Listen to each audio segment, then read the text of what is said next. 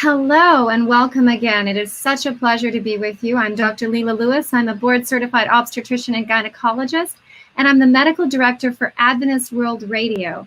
What a wonderful opportunity to be the host of the Medical Symposium. This is part 3 of a series of 5, where we've been comparing the 1918 H1N1 pandemic to the current COVID-19 situation. And we've been so surprised to find not only historically, but scientific evidence that some of the principles utilized during that 1918 pandemic actually have applicability for us today.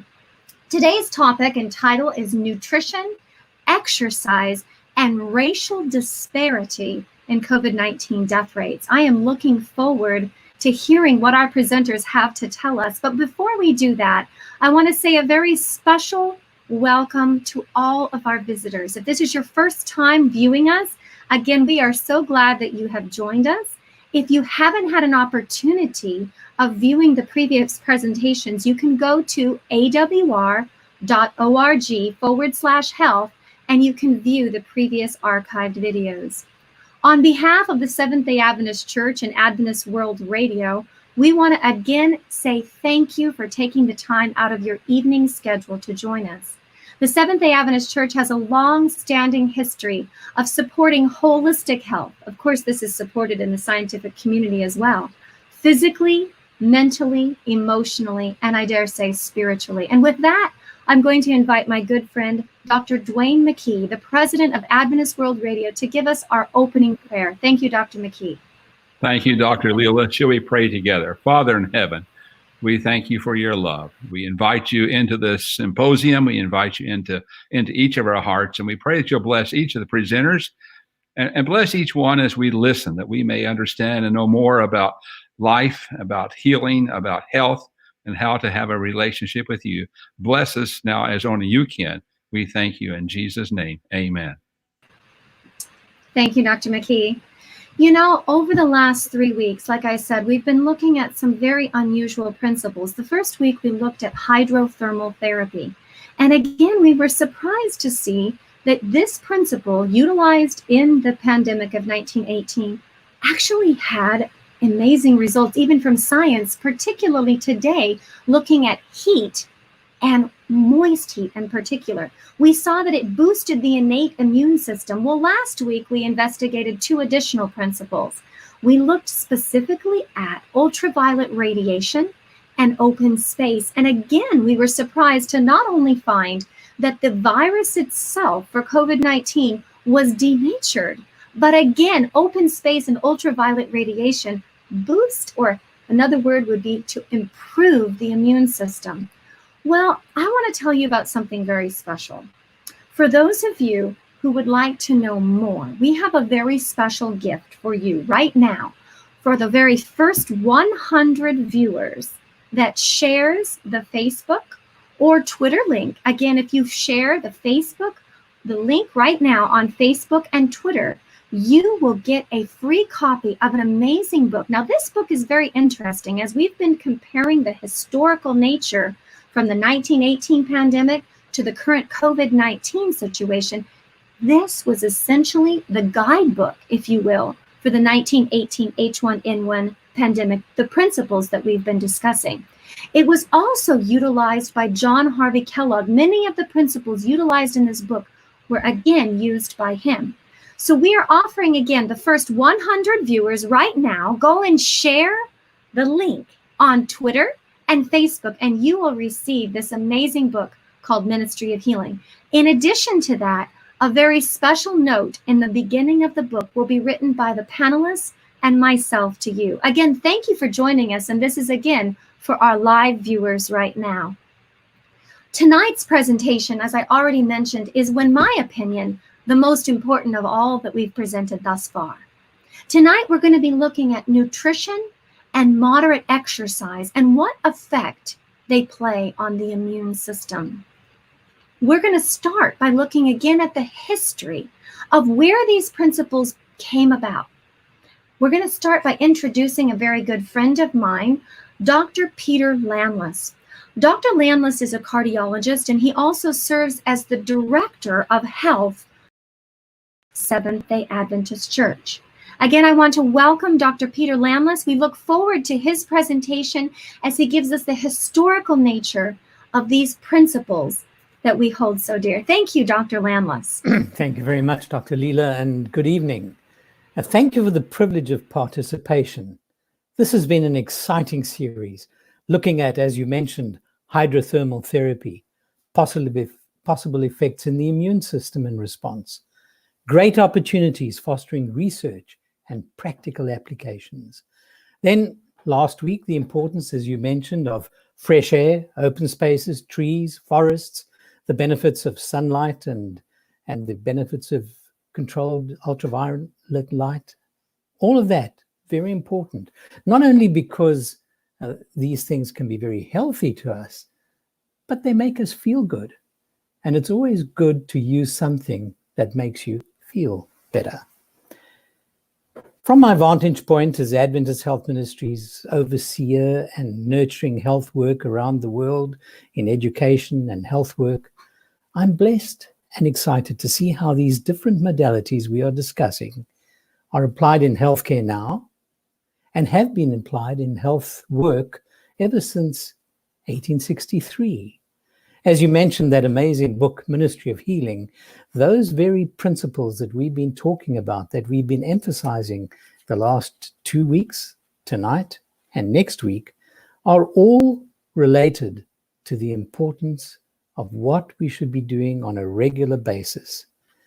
In a time such as now with COVID-19, how do our hospitals and healthcare institutions respond? We'll hear more about that tonight. But as we discuss nutrition and exercise, the Seventh-day Adventist Church draws on a rich tradition of health practices and healthful living embraced by co-founders Ellen White and Joseph Bates many, many years ago.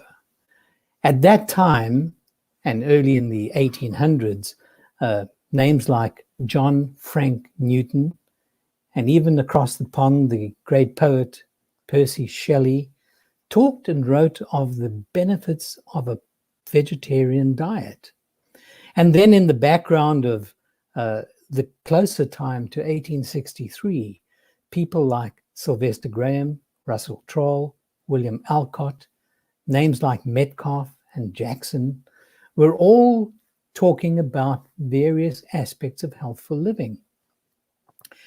But John Harvey Kellogg, influenced as strongly as he was by Ellen White, applied all these principles, as did our institutions later on, in a holistic way. And that's the beauty of the Ministry of Healing, looking at all these things, particularly as tonight we look at nutrition, the importance of exercise, and there is robust evidence of the role of a good, balanced vegetarian diet in keeping us healthy, not only in prevention, but even during the treatment of conditions. We need just to look at diabetes, for example, heart disease. And as a cardiologist, I'm also very aware that clinicians are not always very well trained in nutrition. So as we look at this important component, we look at it with the historical value. People like John Harvey Kellogg, his brother William Kellogg, as I mentioned 2 weeks ago, was instrumental in refining the process of producing excellent peanut butter, but also producing a breakfast food which has become known around the world, the Kellogg's cornflakes. And of course now, not only do we have the tremendous value of evidence coming from Adventist Health Studies 1, 2, and many other literature surveys which have been done and studies showing the value of balanced vegetarian diets, we then also address and look at exercise. And it's important. Again, it makes us feel good if we do it. And of course, it has tremendous benefits on the holistic well-being, body, mind, spirit, social, emotional. And in our immune response, there's also a benefit to the performance of exercise and can be measured in people's susceptibility to illnesses. And so we see that all these important principles were being addressed in sanitaria that were working around 1918. And so tonight and in the previous evenings and next week, we'll be looking to see how this can be applied in our current pandemic. Of course, and this is a painful component of the conversation, realizing that sickness, suffering, and death are all part of the pandemic. There's also lurking and really actually coming out front and center the importance of the need to address disparities and inequities in health applications and health care. These health topics have been given to be shared not with a few, but to all. We must be ready and committed to step up on this very important issue. So not only to get more knowledge, to get more understanding, but to live a life which is meaningful to many. I'm excited as we look forward to what we're going to hear this evening, Dr. Leela. I am too. Thank you so much for that historical background, Dr. Landless. Along the lines of history and hearing how the Seventh-day Adventists have, for a long time, since the 1860s, have supported holistic health, I'm very excited to hear from our next guest, Dr. Richard Hart. Dr. Hart is the Chief Executive Officer and President of Loma Linda University. He's also an internal medicine specialist, and he's going to discuss with us tonight specifically the way that the Seventh-day Adventist Healthcare Network has responded to the COVID-19 crisis. Thank you, Dr. Hart.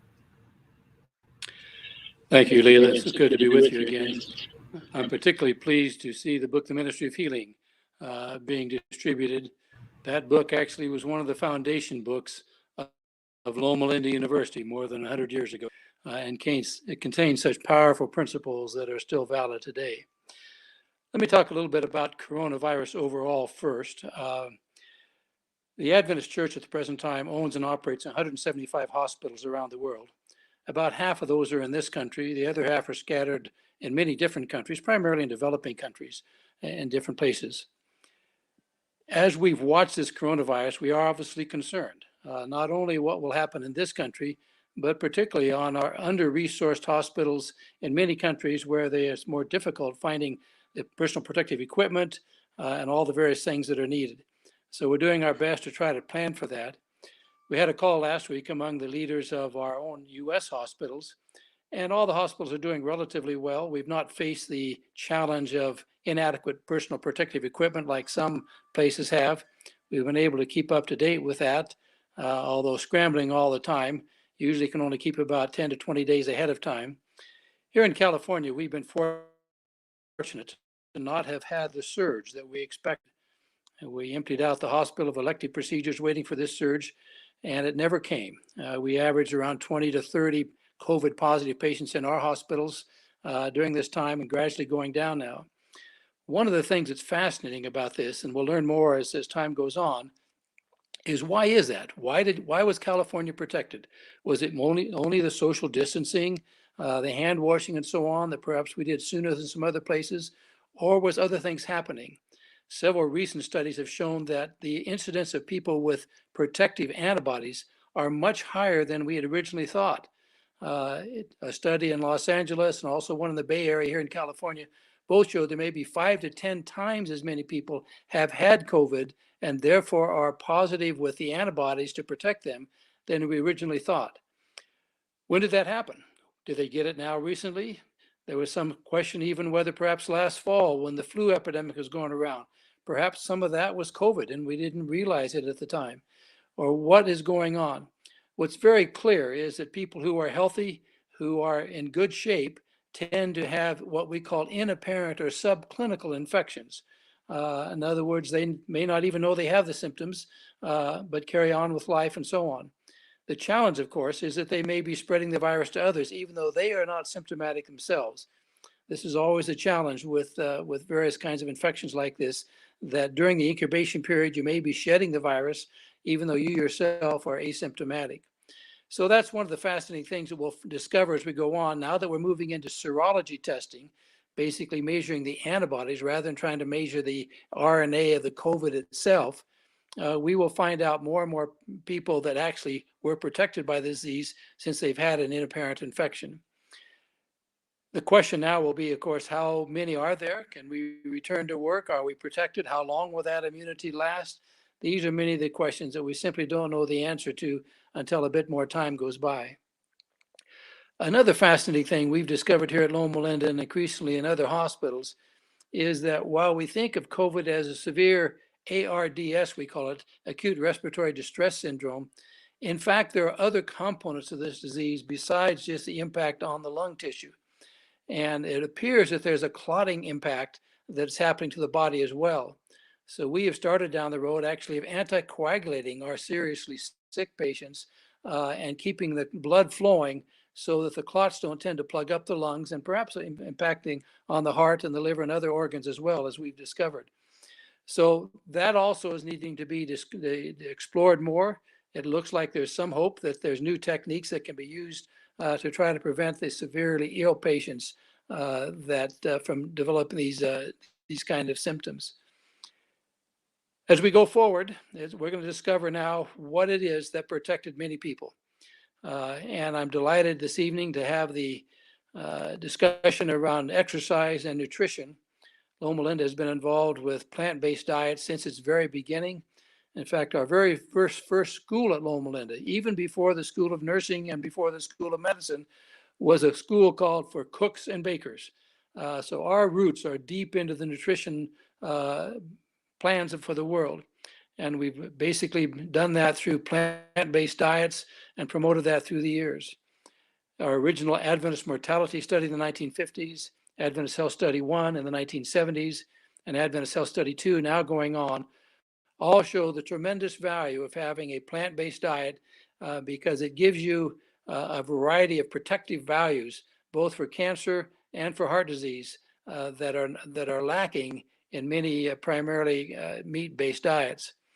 So I'm delighted to have this discussion focus on those particular issues this afternoon and the ability to maintain good health as both a protective factor against coronavirus, but also against many other future diseases that we may encounter in this world. So thank you. It's a privilege to be part of it. Thank you so much, Dr. Hart. And as a alumni of Loma Linda University, it is such a pleasure to continue to partner with Loma Linda University and to be with my colleague and really my mentor, Dr. Hart. At this time, as Dr. Hart mentioned, we're going to be talking with Dr. Zeno Charles Marcel. Dr. Zeno is going to be discussing to us what we're going to look at tonight, what we're really saying as far as the immune system and what we're not saying. We want to talk a little further before we get into the full disclosure tonight. Dr. Zeno, please share with us. Yes, thank you, Leila. You know, around the world and on the internet, people always seem to come down to one factor, talking about immune boosting. And in the next few minutes, I'd like to unpack what that is like. There was one study looking at the internet. This was about a year ago, looking at the internet and seeing what words were being used for immune boosting. And they found that in the first 200 hits, there's a distribution, very nice spread of various themes that were being looked at: diet, fruits, vegetables, antioxidants, prebiotics, etc. These were very prominently featured as issues that would boost the immunity. Similarly, they looked at the top 10 to see which things were supposed to boost the immunity the most. And what they found were things like diet and fruits. They looked at lifestyle, was part of it, and then a smattering of things. As if the slide is up, you could see what those things were. But then they looked at another part of the analysis, and they looked to see where there was commercial bias, which things had the most commercial slant to them. And what they found was that the promotion of supplements, and in particular the promotion of the herb echinacea, these were big things on the list, and of course some vitamins and other things as well. But the commercial slant was great. Then they looked at the news bias, which things tended to be most newsworthy. And they found that vaccines and even soup, because of chicken soup, these were highly news biased. So depending on what kind of site it was, you would find different things all about this immune boosting. But, you know, when we say immune boosting, what are we actually saying? This is a schematic of the regulation of the intestinal immune system by dendritic cells. And as you can see, this is a very complex array of various things that are happening. And of course, this is a static picture and it doesn't have all of the details. But if you can see how complex this is already, you should be asking yourself the question, when we boost, what are we actually doing? This is looking at the immune system from the point of view of surveillance for cancer and for the chemokines and the cytokines that are involved in cancer surveillance by the immune system to get rid of cancerous cells. And you can see there are lots of different factors that are involved. So again, when we ask the question, when we are boosting the immune system, what are we doing? In this one, we see the immune system as a social network. This is a very interesting way of looking at things. We have actors, we have roles, we have context, we have communication layers, and we have interlayer communication, all of these to say, this is what, if we were to take the immune system and make it into a social network, that's what it would look like. Well, this is such a complex thing that we have to understand that the molecules and the cells and the organs act together as a network, much like a social network does. And therefore, to say that we're going to boost something, we need to understand what it is that we're saying. Now, as opposed to boosting, we can talk about weakening. And there are some things that we know that are weakening to the immune system. For instance, there's primary immunodeficiency disorders where people have hypofunction of the immune system from birth. Then there's secondary things that are acquired, things like HIV and burns and malnutrition and chemotherapy. These things can cause immunodeficiency. And then we have dysfunction, aberrant responses, such as with allergies and with asthma. And then we have where the immune system actually is mistakenly attacking ourselves, such as in lupus and rheumatoid arthritis and multiple sclerosis, inflammatory bowel disease, etc. These are all autoimmune diseases where the immune system is actually attacking us. It's attacking ourselves. Now, do we want to boost that? Well, the answer to that should be no. So the term immune boosting is probably not a very good term. Here are some ideas. First, the immune system, there's a myth going about that the greater activity of our immune system improves our health. This is patently not true because there's an issue of hyperactivity of the immune system. And when it's hyperactive, it causes problems. So having an optimally functioning immune system is much more desirable. The second myth is that mega doses of certain vitamins or minerals will improve our immune system. Well, this is just also not true. As of now, there's no evidence that taking extra amounts of any vitamin or mineral supplement will actually improve your immune system's function or protect you if you don't have a micronutrient deficiency. That is, we should avoid deficiencies, not necessary to over supplement. Okay, so having a healthy, well-balanced dietary plan that has no macro or micronutrient gaps is what is most desirable. The third myth is it possible to boost your immune system after all? Well, there are lifestyle factors that modulate the immune system, but there's no evidence that any lifestyle intervention can actually boost an already optimally functioning immune system to the point where you're better protected against infection or against disease. But there are some things that will affect our microbiome, our gut microbiome, and therefore will affect our immunity. And that's why when we look at diet, for instance, and the diet may actually involve the use of some of the macronutrients and micronutrients that affect the microbiome, and the microbiome then can affect how the immune system will function. So we have immunomodulation that can occur, and if we affect the microbiome, we can affect the immune system. But here's the key. We should keep the immune response in check. This editorial that was written in Science Signaling really encapsulates the whole idea. In exploring biological systems, we often think first of mechanisms that promote the activation of that system. but boosting, such as unchecked recruitment and infiltration of leukocytes into tissues and in an unrestrained production of pro-inflammatory cytokines and chemokines, this can lead to tissue damage and even cancer. So, do we want to boost? The answer is no. What we want to do is to optimize. And the things that we'll be talking about will be how to optimize our immune system's function. Thank you, Leela.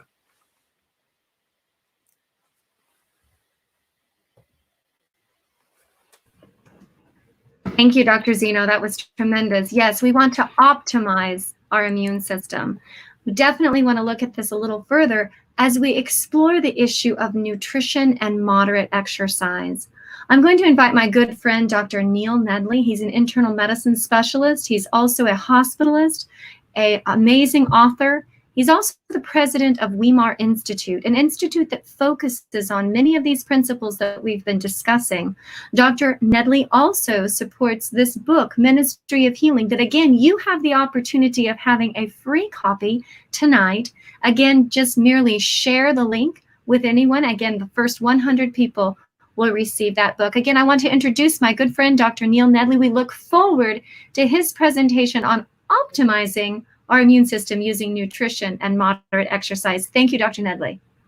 Well, thank you, Dr. Lewis. It's good to be with you. And indeed, this is a topic that does go back actually to the 1918 pandemic, because it wasn't just the hydrotherapy at those sanitariums, it was also the diet and I'm sure other things as well that seemed to produce the dramatic decrease in pneumonias and death rates. And of course, in regards to COVID-19, people are asking everywhere, what is evidence-based? And one of the things that would be good to remind at the outset is there's no data available as of yet regarding nutritional factors in relation to risk and severity of COVID-19. It takes time to develop these trials. And in fact, we might say that even what we're doing today, hardcore, is not evidence-based. For instance, the flattening of the curve does save the hospital system, but it prolongs the curve. And for instance, is Sweden going to do better long-term in deaths, or are others that lock down early going to do long-term? And Dr. Hart alluded to the fact that the reason why California is doing so well may not necessarily be related to the early lockdown. And so these are all questions that are not evidence-based. We're making decisions that are based on maybe logic and some reason and some evidence, but not really randomized, controlled, prospective trials. And so even our politicians are not really following hard science by their decisions at this point. But there is existing evidence on nutrition and infection and immunity that is very important to consider in other disease states and in other infectious states that could have and likely will have an overlap with COVID-19. Oxidative stress is what I would like to speak about, since this has so much to do with our immune system. And it was discovered many years ago in the research of human aging. Essentially what it is an imbalance between oxidants and antioxidants when the organism has exposure to adverse stimuli. And when there are adverse stimuli, this can be oxidative stress, and it can start wearing down our cells, and it can actually produce some inflammation and a lot of unwanted activity.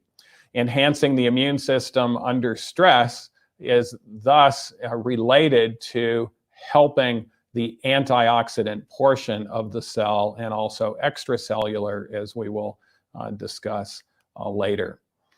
So if you take a look at your screen on the oxidative stress, if the cell does not have the ability to combat the stress, be a viral infection, or be pollution or cigarette smoking or things of that nature, you can see how the cell starts to wear down. It actually increases its permeability, and it actually becomes somewhat dehydrated. And it can even break down, and apoptosis can result, where the cell actually dies. There are many environmental sources of oxidative stress, as well as potentially cellular sources. But that term in the middle of your screen, ROS, is the reactive oxygen species. Oxygen, of course, is good for us, but when there's oxidative stress, it can turn into actually free radicals. And there's a number of different free radicals that result, not just one, but over 14 from these reactive oxygen species that produce tissue damage.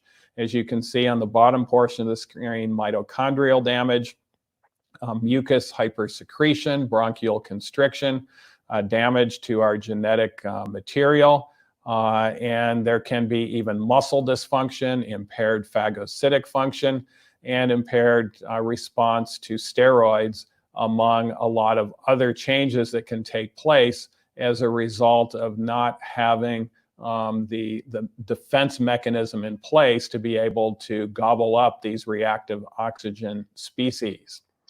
So since the time oxidative stress was first discovered, it's now been implicated in virtually every known human disease.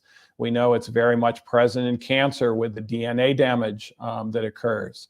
It is very much present in diabetes and in inflammatory diseases, from the autoimmune diseases to diseases that are not autoimmune. Immune dysfunction and infectious diseases are involved, as we're speaking about tonight, as well as even mental illness. Depression and anxiety are much more likely in the setting of oxidative stress, and studies have shown that if we're low on antioxidants, we're much more likely to succumb to depression and anxiety. Even cognitive decline and dementia, Parkinson's disease, and aging are related to oxidative stress. And it does have a role, we know, in influenza and viral pathogenesis. This is not something that we're guessing about or taking educated guesses like we are with COVID. Antioxidants have been shown to be one of the most effective strategies of prophylaxis and treatment of influenza viral infections. And once the accumulation of the reactive oxygen species exceed the removal of the oxide, the balance between the oxidative system and antioxidant system will be broken, and this results in the aggravation of neutrophils, inflammatory infiltrates, the rising of protease secretions, and accumulation of the oxidative intermediates, all which work together to cause tissue damage, inflammatory response, and cell death. And emerging evidence has demonstrated that oxidative stress does play a very important role in a number of infectious viral diseases such as hepatitis B, hepatitis C, even herpes simplex, and influenza. Now, there are a number of antioxidant vitamins that can potentially benefit us in this battle with oxidative stress. Well known are vitamins A, C, and E, the antioxidant vitamins. And often when we think of those vitamins, we actually think about going out and buying pills with these things. And of course, there have been studies on the pills and the supplements. But in reality, a far better approach is to eat plant-based foods. For instance, 1 cup of kale has 50 milligrams of vitamin C and 13 units of vitamin E.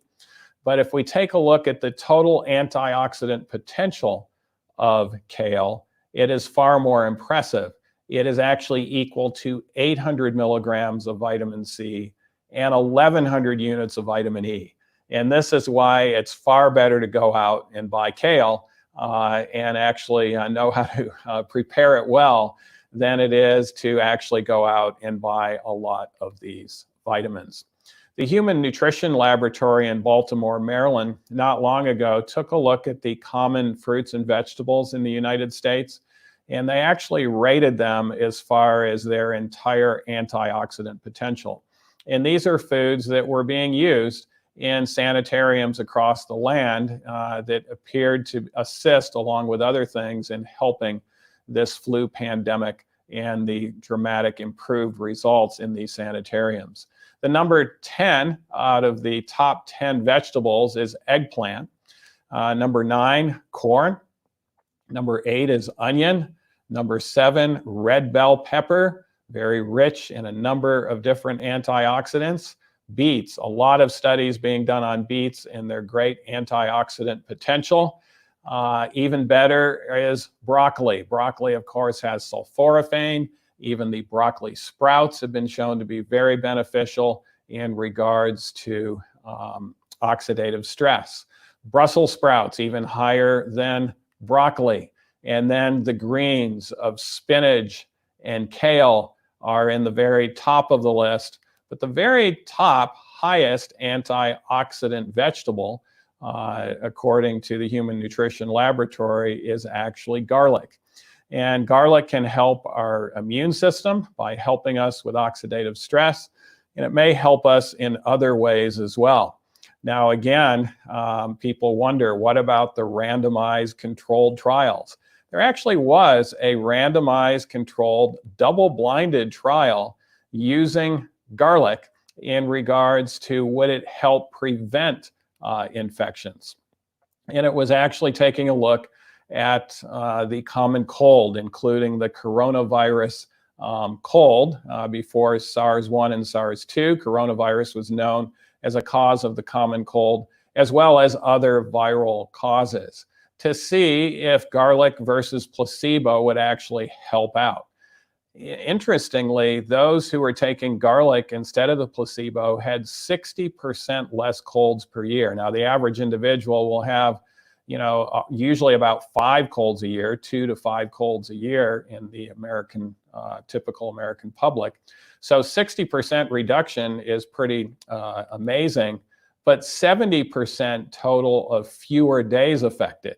That means that if you were taking garlic and you did get a cold, you are actually able to recover in 1.5 days compared with those taking placebo, who it took them 5 days to recover. So again, faster recovery is certainly worth it as well.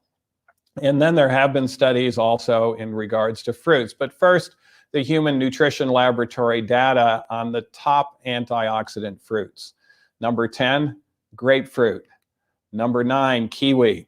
In fact, if I were back up to number 10, in the medical world, we need to know that grapefruit increases our absorption of most medications. This is why you'll see this on the interaction list, because a lot of medicines we're only anticipating maybe 20% absorption, maybe 40% absorption, but grapefruit will actually help you absorb a lot more, maybe double the amount. Kiwi is even more potent in regards to its antioxidant potential. Cherries are also in the top 8, and we're going to be talking about particularly tart cherries, helping us in additional ways later on when we get to the practical section. Red grapes with their bioflavonoids are loaded with antioxidants. Oranges, one of the Southern California advantages and Florida advantages are the fresh oranges that are available. But even more potent, and a lot of people are unaware of this, it's a humble fruit, but yet it's even a little more potent than oranges, and that is the humble plum, the highest antioxidant common fruit that is not a berry that's commonly used in the United States. And then the top 4 are all berries. Raspberries, number 4, strawberries, number 3, blackberries with their additional anthocyanins, number 2, and the number 1 antioxidant fruit was found to be blueberries. And interestingly, there have been studies on blueberries. This is actually taking again at a controlled trial of blueberry supplementation and how it actually attenuates oxidative stress within monocytes. They used a blueberry smoothie, 22.5 grams twice daily, versus a placebo smoothie, and marked increase in the oxidative stress markers in those on the blueberries, mostly from blood monocytes, which is part of our innate immune system. Less inflammation, less than half of the placebo. Another study showed a blueberry smoothie of 200 grams pre and post exercise helped with muscle recovery, and we had less oxidative stress. Now we'll talk about exercise in the more practical section. But exercise actually is going to increase reactive oxygen species, particularly very vigorous exercise, and thus it can have a suppressing effect on the immune system if it's not so moderate in endurance. But the blueberry smoothie actually helped with less oxidative stress. Strawberries have also shown to be helpful in reducing pain and inflammation. One interesting study showed although the proton pump inhibitors can't seem to help prevent Barrett's going into esophageal cancer, strawberries can. And it actually improved the precancerous esophageal dysphagia. It also improves interleukin-6 production, a sign of improved inflammation with just 5 strawberries per day. And another very interesting study showed that it improved confirmed knee osteoarthritis. You had to eat quite a bit, at least in this study. Less will probably work, but they were really trying to produce an effect. And it was actually better than medications with 1.5 pints of strawberries a day in improving pain, improved inflammation, and their quality of life also significantly improved. And then elderberries, those were not tested by the Human Nutrition Laboratory, but we know that they also have anthocyanins and are high on the antioxidant list. They did a nice study, also controlled, that when flu symptoms began, in less than 24 hours, they were put on this elderberry syrup, just taking a tablespoon of it 4 times daily for 3 days. 93% of them improved within 2 days with influenza A, but if they were on the placebo syrup, they did not improve until day 6. At least 92% of them took until day 6 to improve. So again, you see a dramatic difference. And again, will this do identical types of things with COVID-19? We don't know until we put it to the test, but certainly it's probably not going to hurt. And when things can benefit you without hurting, that's something that's really worthwhile considering. Now, another advantage of a plant-based diet is it tends to be lower in fat. And high-fat diets have been shown to alter microbial composition in the intestine by increasing the ratio of Bacteroides versus Firmicutes. And this shift has been associated with increased gut permeability and enhanced circulating LPS levels, which can induce systemic inflammation. High-fat diet-induced alterations in the gut microbiota have been linked to overexpansion of endotoxin-producing bacteria because, again, increasing gut permeability and promoting the translocation of even live gram-negative bacteria through the intestinal mucosa. And this, of course, can play a role in regards to superinfections or additional infections outside of the virus, which we know are playing a significant role in the severe cases of COVID-19. Even a high-fat meal challenge in healthy subjects increases circulating pro-inflammatory cytokines and neutrophil levels. One of the things we can do to help us with this, mentioned earlier by Dr. Charles Marcel, is prebiotics. Dietary fiber is a substrate for these intestinal microbes, and low dietary fiber intake leads to reduced levels of these short-chain fatty acids. And these short-chain fatty acids can actually be healthy for us. The association between low fiber intake and lower lung function has been described by the very large NHANES study. And an increased dietary fiber intake has been associated with a 40 to 50% decrease in respiratory-related deaths. And that's pretty amazing. And it got published in the American Thoracic Society not long ago. Soluble fiber also helps us. Soluble fiber binds onto cholesterol, can lower our cholesterol, can help our glucose control, and it decreases airway inflammation, sputum, and can improve lung function in those with asthma. And then finally on this section, we could discuss a lot with nutrition and lifestyle, but some of the major things that seem to be playing a role and a lot of interest is zinc. Zinc is an important cofactor for important enzymes involved in the proper functioning of the antioxidant defense system. And it's also been shown to reduce inflammation, in part by suppressing copper. Copper is a pro-oxidant, and we know excess copper can cause a lot of different issues. Zinc actually induces the synthesis of metallothioneins, which are proteins in reducing the hydroxyl radicals in these reactive oxygen species produced in stressful situations. And multiple studies have provided strong evidence for the role of zinc in the protection against oxidative stress in several diseases. Zinc has also been shown to be toxic to the viruses, and when it gets into the cell, it can stop replicase, or the replication of viruses in influenza, RSV, rhinovirus, and even the common cold and coronaviruses. And multiple meta-analysis, pooled analysis of randomized controlled trials have shown that oral zinc in supplements reduces the incidence rate of acute respiratory infections by 35% and can shorten the duration of flu-like symptoms by approximately 2 days and improve the rate of recovery. Not quite as impressive as the elderberry or garlic, but still impressive nonetheless. Interestingly, these studies were done in even third world or middle world countries like India and South Africa and Peru, and the doses of zinc range from 20 to 92 milligrams. But it actually, in this meta-analysis, the main driver was not the dose, it was just getting zinc, whether it's 20 milligrams or more. And of course, we can get zinc from food. Black-eyed peas, 2.2 milligrams, lupin beans, 2.3 per cup, chickpeas 2.5, lentils 2.5. And then there are higher sources like tofu and adzuka beans, and notice Boston baked beans up there at the top at 5.8. And then there are nuts that also have it, and we will emphasize that in our practical component. Brazil nuts and almonds will have 3 milligrams, as will the seeds chia and flaxseed. And pecan, sunflower seeds, cashews, and pine nuts and pumpkin seeds, all about even at 6 milligrams per 3 ounces only. And the highest in zinc is actually hemp seeds. And so we can get this without actually going into supplements.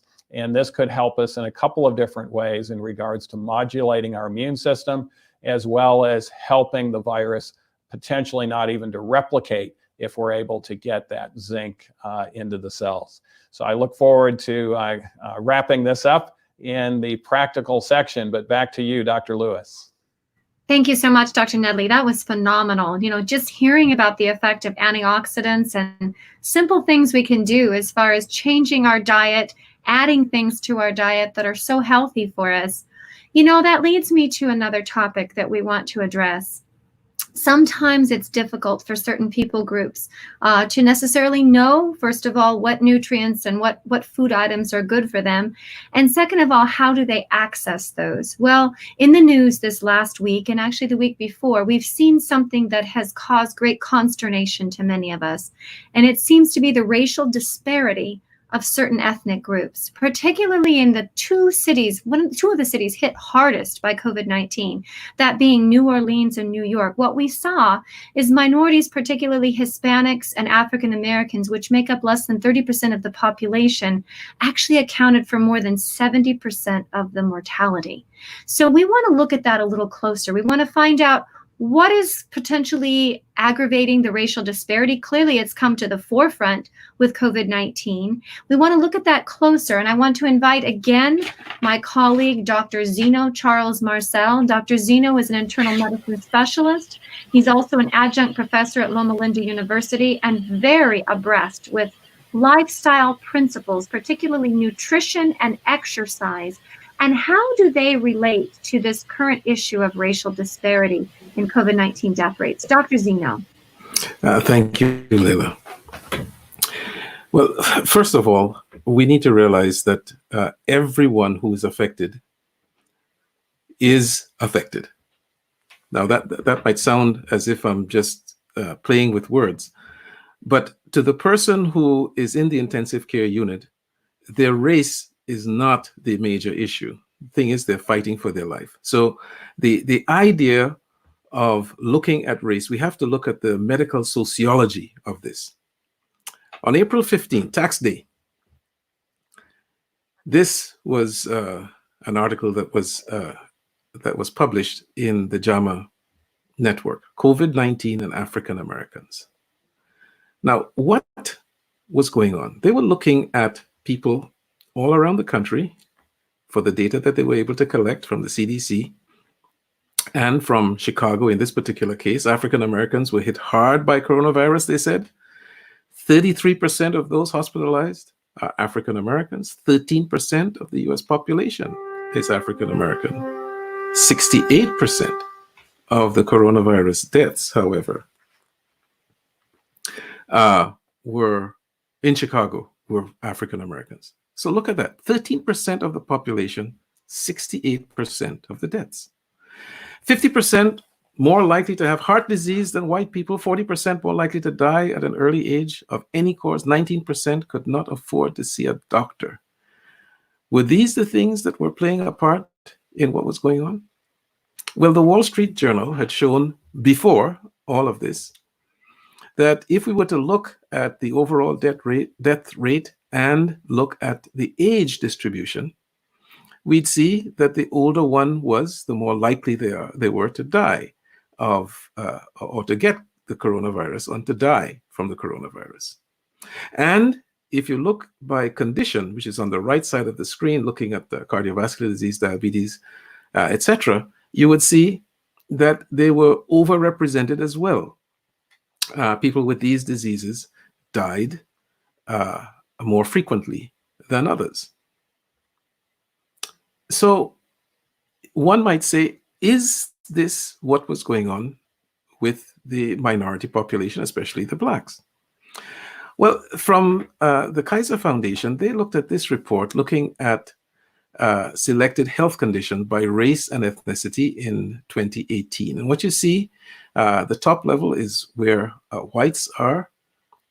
On the left, this is asthma. In the middle, that they have diabetes, and the right, heart disease. And you can see the distribution there. And you can see that certainly for asthma and for diabetes, that except for the Asian population and the Hawaiians, the Native Hawaiians, and the Pacific Islanders, most of these were above the incidence and prevalence for whites. Then this came out. In Arizona, health disparities increase the impact of COVID-19 on communities of color. Indigenous people make up 21% of Arizona's COVID-19 deaths, but only 5.3% of the state's population. So this is not just an issue with Blacks. It's an issue of certain kinds of people. This was a very interesting picture in that article, different access to healthcare, and you'd see that the red on the left has almost direct access, then the yellow had a little circuitous route to get to the access, and the blue on the right, very difficult to access the healthcare.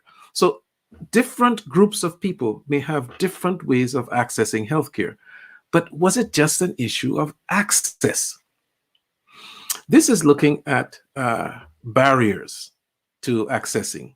And we can see here a distribution, again, that would tell us that people of Hispanic, Asian, etc. Ethnicity had a more difficult time in getting to see the doctor, or delaying their health care, or using the emergency room as their usual source of health care. The Kaiser Foundation also published this on April 7th. Communities of color are higher risk for health and economic challenges during COVID-19. And what they looked at was the population and the percentages of people who were below the poverty line by race and ethnicity. Whites were 10%, Asian 10%, all the others were above. So was it just then an issue of finances, poverty? Well, let's go across the waters to England. England started to collect, or the UK started to collect data looking at their populations. And what they found was that if you look at whites, Asians, and blacks, that there was a disproportionate amount of deaths associated with COVID-19 in blacks, and just about equal in Asians, and lower, if you were, in whites. So there were, for the small amount of people who were black who were attended to with COVID, a greater proportion of those were dying from the infection. So here's some facts. COVID-19 is an egalitarian disease that can affect anyone and everyone if it comes in contact and you're susceptible. It impacts some groups more than others because of existing inequalities. This is part of the issue.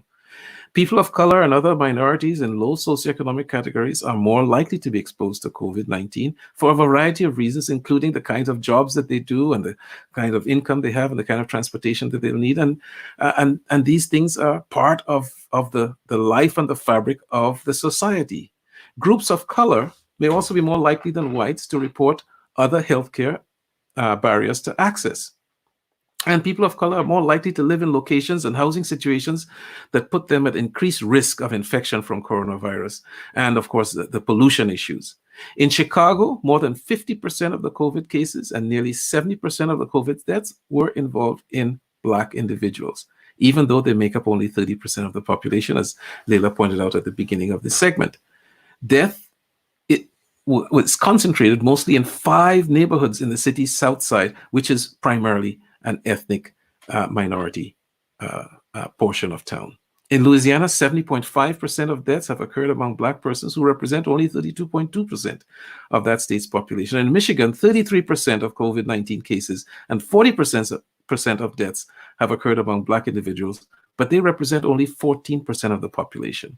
And if we look in New York, what we see is that Blacks and Hispanics have accounted for 28 and 34% of deaths, respectively, while they represent in the population 22% and 29%, respectively. So the data are there. Whether in the US or the UK, regardless of the state that we look at, if they have collected the data, many of the same issues apply. The virus is not racist. People can be racist, systems can be racist, but the problems are bigger even than race. And let me point out from this particular model that was presented for cancers by Freeman and Chu back in 2005. Social injustice, poverty, and culture, all of them working together influence what is going to happen with the health status and the finding of disease, the accessibility of treatment, even which treatments will be provided, and what will happen after recovery. Now, in the right corner, I have adjusted this slide to include a few things, and that includes the isms. When we talk about social injustice, we're not talking just about race. We're talking about gender and religion and tribe and caste and ethnicity and ability. People with differing abilities are discriminated against. Geography, what part of the country, what part of the world you come from, your language. If you're in a majority language group, you may have one set of things applying to you, and if you're not, you might be a socially outcast. Social class, education, bloodline, age, all of these things can affect the social justice and also affect the culture, and therefore also affect whether or not one is going to be poor. And these things affect then the chronic disease status and the disease resilience that the person can have. And therefore, these things, complex network of factors, will then produce problems with prevention, early detection, diagnosis, incidence, treatment, and survival and mortality associated with any kind of disease. We need to remember that there are social determinants of disease. If you look on the top of this particular slide, 40% have to do with socioeconomic factors, 10% have to do with the physical environment, which means that for the most part, if someone cannot have access to changing this situation, 50% of what determines somebody's health may not be within their grasp to be able to change. But I don't want to focus on that. I want to focus on the 30%, the health behaviors that they can change. And if we were to focus on this, then we can have a fighting chance for people to be able to do better. So another way to label this talk, we can say it is how to stay alive. And here, first, I want to talk to the health professionals. We need to know that they are vulnerable populations. And because of our oaths that we have taken as healthcare providers, right, we have a duty to warn people because their lives may depend on how we warn and if we warn them about what it is. We need to get in touch with our patients. In our hospitals, we need to talk to patients and workers. If we see people who are vulnerable, but they're not practicing what they should be, we should be able to help them along with it. In our social circles, in our social media, in the parking lot, in the supermarket, we should identify ourselves as healthcare workers. By the way, that's a badge of honor. And we should say, sir, ma'am, please put on your protective barrier. Please wash your hands or whatever it is. And we should encourage people. Honey is much more attractive than vinegar. And so we don't have to scream at them. We don't have to shout at them. We just need to help them to see that this is something that can save their life and save the lives of their families, friends, and the community. People of color and all vulnerable populations need to realize this, that your life is on the line in this particular case, but not just because of this. But we must be sober and be vigilant and not panic. We should do the basics as if our life depends on it, and in some cases, it actually does. And you should be the world's best hand washers, the world's most careful when coming in contact with people, the most diligent users of PPE. And yes, there are mask issues. There are reports of Black youth being harassed by security forces because they don't know whether this Black person is going to rob the place. These are social inequities, and these things exist, but it doesn't mean that you have to take your mask off, all right? Be insistent that others wear PPE around you when they come to your house to do something, that they're wearing the protective barrier, because this may affect everyone in that household. Yes, there are socioeconomic factors and social factors and physical factors. Some of these things are modifiable, some are not modifiable. But even though we can change laws, we usually cannot change attitudes. Even though we can change behavior, we cannot change the heart. And of all of the behaviors and hearts to change, ours, it starts with us, with me. Behavior is paramount in this particular case, and for any kind of infectious disease or pandemic. And of course, one should be taking care of his or her own health. We should take some responsibility of taking care of our own health, regardless of our circumstances. Even though there are things that we cannot change, the things that we can change, those are the things that we should do by God's grace. So we should stop the spread of germs. We've seen this before. Everybody has seen this before. We can help to stop the spread of COVID-19 by doing some simple things. What else? There are some special things that we have talked about in all of these. Don't smoke, for instance. Diet that's high in fruits and vegetables, adequate sleep, taking steps to avoid the infection, manage our stress, exercise regularly, and take steps to avoid, take steps to avoid the infection, and of course, managing our weight. These are things that we can do. We also know that smoking upregulates angiotensin II converting enzyme receptors, and this therefore can make smokers even more vulnerable. So if you don't smoke, don't start. And if you smoke, get some help and stop. Some physical things that we can do: sleep 7 to 8 hours a day. We can learn to do this, even though we might want to stay up and burn the midnight oil and watch that extra Netflix or whatever movie. Get some sleep. Moderate exercise. We can go for it and do it an hour a day. Eat fruits and vegetables, seeds and nuts, as Dr. Nedley was talking about. We can learn how to like them. We may not like them at first, but we can eat them, and over time we will learn how to like it. This we're talking about not just our health, which is very important. We're talking about our life, because we can die if we end up getting this, and we're in a vulnerable population, and then we end up having to go to the intensive care unit. This is not good.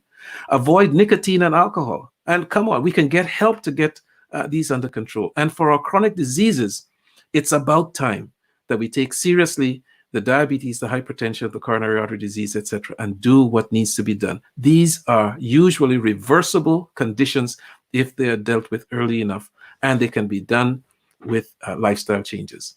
And we should help and encourage others, and we should protect our homes. Therefore, we should be models at home. Our mental and emotional state, we should stay positive and be optimistic. We should cultivate an attitude of gratitude and manage stress healthily. We shouldn't panic. We shouldn't worry about all the political situations that might be going on, because our lives do not depend on those. They depend on what we do. Our spiritual life is also important. We should consider the transcendent, find meaning, and yes, we should even pray, because there is a God in the universe who loves us. Socially, we should stay connected. We should avoid loneliness, and we should be a positive influence wherever we are. And it doesn't matter what stage or what part of life we're in.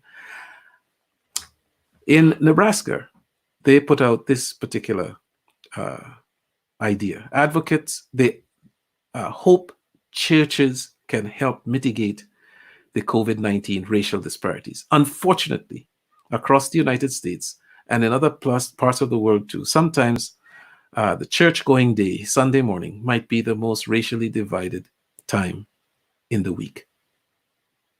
I think it's high time that churchgoers and churches get on the ball and work in this direction so that everyone can enjoy the best of health and no one has to be in that special vulnerable group. But there's a story behind the myth that happened with Blacks early in the course of the COVID-19 epidemic. There were rumors that people with dark skin may be immune to COVID-19, and these were circulating in social media since late January, and people believed it. And it was spread among the social media groups. People actually were believing that because of black skin or dark skin, one did not have risk. And therefore, people who believed this did not take into account the fact that they were believing a lie. I tell you, what we think and what we believe can make a difference as to whether we're going to live or die. Because when we get incorrect information and we have an incorrect belief, we may act in such a way that we can put our lives and those of our families and our friends at risk. The immunity myth has also been widely circulated online in the African American community, where it was featured in memes and in viral jokes, and people were actually laughing at this. I tell you, this is nothing to be laughed at. COVID-19 will kill you if it can. It's not the worst thing that has ever happened, but this virus is not racial. It is an equal opportunity killer. So the best idea is to stay alive. Do the things that we know, do the things that we can do, and leave the rest to God. Leila. Dr. Zeno Charles Marcel, that was phenomenal. Thank you so much for bringing out those very, very important points. We want to stay alive by God's grace. And as Christians, Seventh-day Adventists, we believe all people should be treated the same. So we really appreciate your presentation. We are going to go now to the practical application of how do we practically apply many of the principles that Dr. Nedley, Dr. Zeno, and the rest of our speakers have presented, specifically regarding nutrition and exercise. With that, I'm going to again invite Dr. Neil Nedley to come and present to us some very simple, practical solutions. How do I take this information, this amazing information, and make it apply to me? Thank you, Dr. Nedley. Thank you, Dr. Lewis. I'd like to refer to an article that was published just a month ago in Life Sciences. You can see it at the bottom of your screen if you're seeing the slides. COVID-19, melatonin as a potential adjuvant treatment. It turns out with all the antioxidants we talked about, melatonin is even more potent than those antioxidants. N-acetyltryptamine is an anti-inflammatory drug. It's a potent antioxidant, and it's an immune modulator. And studies have shown 6 milligrams daily will decrease the cytokine storm. And this is why it ended up getting published under the heading of COVID-19. Decrease interleukin 6, tumor necrosis factor, C-reactive protein, and interleukin 1B, as well as the lipoperoxides that come about from the oxidative stress. And it also helps to keep the integrity of the vascular endothelium. Melatonin is produced in greater amounts when we go to bed early and when we get up early, when we have regular bedtimes. It's also produced more when we are outdoors in sunlight. And we also produce serotonin as a response to that sunlight through the eyes. And then we're able to produce melatonin because first we have to make serotonin and then melatonin. Eating foods high in calcium, B3 and B6 can help us produce more as well. But first we have to get tryptophan, which is the least abundant amino acid in the diet, into the brain.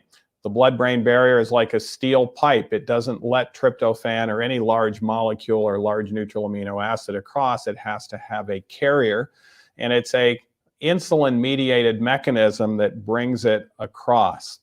That's why we want to have carbs with the tryptophan. And then if we do get the tryptophan into the brain, that's how we're able to make this potent antioxidant that's actually 30 times more potent than the most potent antioxidant vitamin, which is vitamin E. But again, it requires darkness, sufficient calcium, magnesium, B6, and D to accomplish this. When I was in medical school, whole milk was thought to be a great source of tryptophan, and you can see it's not a bad source, 46 milligrams per 100 grams.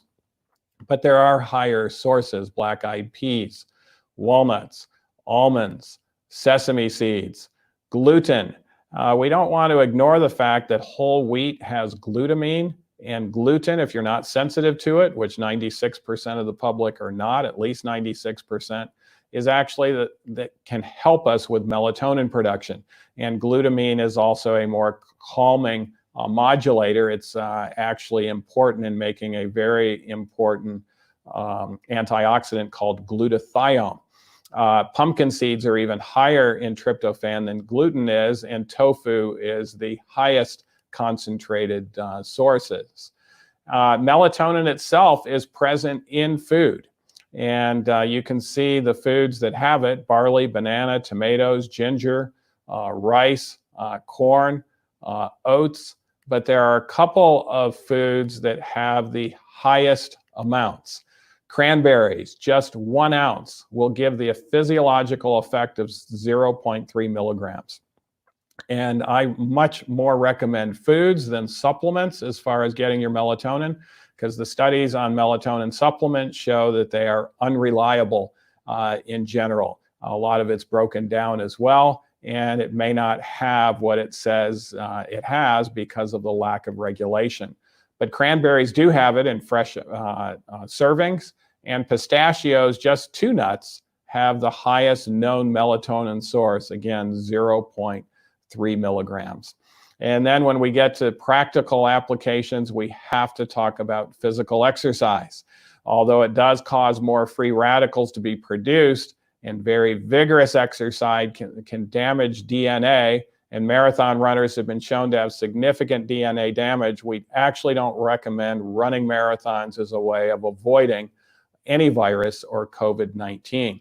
Interestingly, though, if we do over-exercise, a serving of watercress a day will decrease the DNA damage by about 70%. But immune function does go down in marathon-type exertion. Natural killer cells, neutrophils, macrophages, which are part of the innate immune system, exhibit the greatest changes in response to marathon competition, both in terms of numbers and functions. And during this open window of immune dysfunction, which lasts between 3 and 72 hours after a marathon, viruses and bacteria can gain a foothold, and it increases the risk of subclinical as well as clinical infections. But endurance, more moderate exercise can be healthy. And one of the reasons goes back to the free radicals. Extracellular superoxide dismutase is actually produced with exercise, with endurance exercise. And it has a unique binding capacity to cell surface and extracellular matrix. It's induced by exercise training, and skeletal muscle is what is going to produce the most. And it can then be released from the skeletal muscle and circulated to peripheral tissues, and it confers protective advantages against oxidative stress in various disease conditions. This diagram shows the problem of the free radical, the O2 negative anion, which actually can produce some damage in pro-inflammation. You can see the leukocytes going there, the cytokines going there. But exercise itself is going to produce endurance exercise of particularly moderate degrees are going to end up circulating this extracellular superoxide dismutase, and it can actually help the lungs, it can help the blood pressure, it can help the heart, and there's even evidence it can prevent acute respiratory distress syndrome, which kills 75,000 people per year in the United States. Excessive neutrophil activation accumulation leads to increase of those reactive oxygen species, resulting in that acute lung injury. And therefore, neutrophil adhesion and subsequent activation by activating endothelium is an essential early step in the inflammatory pathogenesis of acute lung injury and ARDS. And so exercise can help us. And that's why it's not just nutrition, it's New Start, an acronym by WEMAR, and what we train all of our WEMAR health guests to learn about. But before we close this practical section, I would just like to quote from an article that was published just last week in the European Journal of Clinical Nutrition entitled Nutrition Amid the COVID-19 Pandemic. And they mentioned, as a direct quote, a responsibility of individuals during the COVID-19 pandemic lies in making an effort to choose a healthy lifestyle, eat diets high in fruits and vegetables, exercise during free time, maintain a lean, healthy weight, which we actually didn't get into, but there's abundance of evidence that our BMI, healthy BMIs for our immune system are actually between 18.5 and 22, not just the usual 20 to 25, which is considered normal. And avoid snacking as well. Time-restricted feeding, where we don't eat in the evening, can also be enhancing and modulating to our immune system. And they also mentioned eating foods high in A, C, E, B6, and zinc, such as citrus fruits, dark green leafy vegetables, and nuts. This is something that can be simple. It can be done. It really doesn't have risk. Actually, there was far more risk of actually shutting down states overall with, again, not evidence-based approaches in doing this. Not that that shouldn't have been done. If I were the governor, I probably would have done the same thing. But what we're talking about here in regards to New Start are practical things that don't have risks of huge economic failures and all sorts of needing to take out loans from banks. These are things that we can do as part of our everyday life that can give us a significant advantage. Thank you. Thank you so much, Dr. Nedley. Thank you for bringing that so practical, and the studies, breaking studies this month and even last month. We really appreciate that. With that, we're going to invite another good friend and guest here as a speaker, Dr. John Kelly. He's the president of the American College of Lifestyle Medicine, former president and founder. He's also a professor at his Lifestyle Medical Institute there in Oak Haven, and he teaches medical professionals lifestyle medicine. Dr. Kelly, tell us a little bit about some of these principles as far as nutrition and exercise and how you incorporate them there at your institute.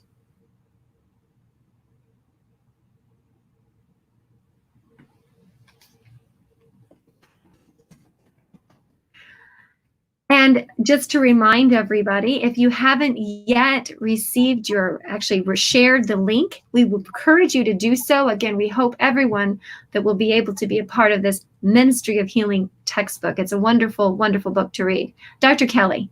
Thank you. Sorry, I had my microphone on mute. Yes, it's my privilege to join the team tonight to present this important topic. I really appreciated the citation there that Dr. Nedley just shared. It's just talking about the importance of lifestyle modification in the time of fighting and getting over COVID-19. So I specialize, as you know, in the use of intensive lifestyle treatments in residential program settings. And really, literally around the globe. I've had the privilege of doing programs from Lithuania to the Marshall Islands to Singapore, etc. And it's remarkable what we see happen in a short period of time with the proper kind of intensive lifestyle changes. I also have done some outpatient work, and typically I use what's known as the Complete Health Improvement Program or CHIP program for the core curriculum. Now, what's exciting to me is that science now knows how the dramatic changes we see can occur so quickly. I'm now doing 10-day immersion programs. I've done longer programs in the past and thought that it was impossible to get the kind of results we see so quickly.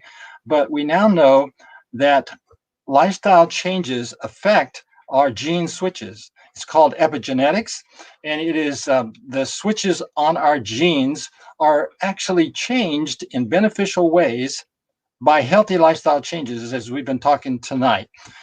So even now at the cellular level, at the genetic level, we know science is learning how this tremendous effect can happen and be so quick. For example, just to illustrate that, epigenetic switching has been shown to be able to change even the cell type. In the murine model in the mouse, they have actually done research showing that gene switches can turn one cell type, a fibroblast, a skin cell, into a functioning cardiomyocyte, into a heart cell. And I only share that to illustrate the power of gene switches. And lifestyle changes, lifestyle modifications are being documented continually, showing us how they are affecting gene switches in beneficial ways. Now, intensive lifestyle medicine treatment has been shown to have strong anti-inflammatory effects, as described by my colleagues earlier tonight. We in our lifestyle immersion programs use a diet that focuses on unrefined plant foods to the highest extent possible.